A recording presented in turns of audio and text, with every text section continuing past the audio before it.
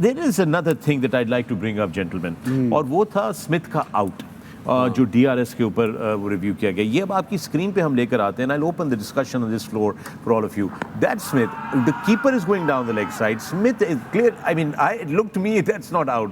But اب اس کو ذرا غور سے دیکھ لیجیے آپ لوگ. You see that.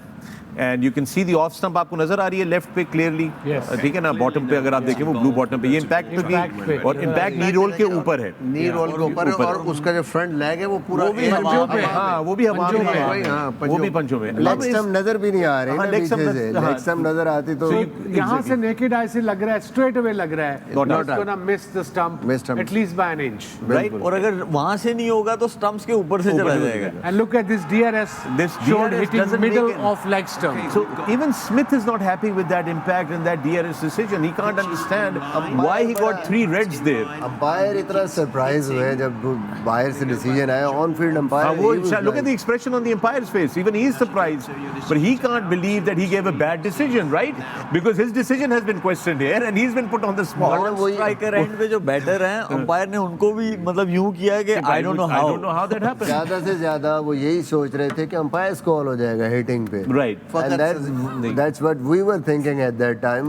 یہ اچھا اسٹوئنس کا بھی ایک سیکنڈ اس پہ کرتے ہیں, اسٹوئنس کا بھی آؤٹ دیکھ لیتے ہیں پہلے. Moeen, let's take a look at this is the Stoinis wicket as well. Okay, here's another wicket.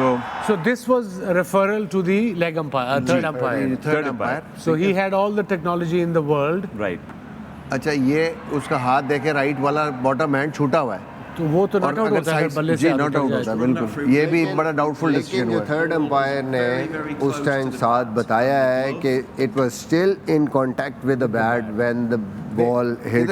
اب دیکھ, اب لگا کانٹیکٹ پورا ہاتھ پہ نظر آ رہا ہے, ہلکا سا جو ہے وہ اس کی ججمنٹ یہ بات صحیح کر رہے ہیں موئن. دیکھیں جب یہ اسپائک آپ کو نظر آ رہا ہے اس وقت گلو جو ہے وہ اوے ہے بیٹ سے, بیٹ سے اوے ہے نا. That's what he said. Third umpire نے جو بتایا کہ کانٹیکٹ تھا اس کا, سلائڈ سے کانٹیکٹ بیٹ. چلے اس کو تو ہم ڈیبیٹیبل کہہ سکتے ہیں, بٹ میں واپس آتا ہوں وہ ڈی آر ایس والا جو ہے, جو اسمتھ والا ہے, that's just very unfortunate. Have you had any bad D R S decisions that have happened in your careers? آپ کے میں تو اٹھائی نہیں, بٹ ان دونوں کے کافی ہوئے ہیں اور اس کے پروٹوکولز بھی چینج ہوئے. آئی ڈونٹ نو اب کیا اس کا چل رہا ہے, بٹ مجھے کیونکہ میں کپتان تھا اور وہاں پہ ہم لوگ بہت زیادہ کھیلے ہیں دبئی میں کرکٹ, تو اکثر ایسی چیزیں ہوتی تھی تو جا کے ہم ان سے ڈسکس بھی کرتے تھے.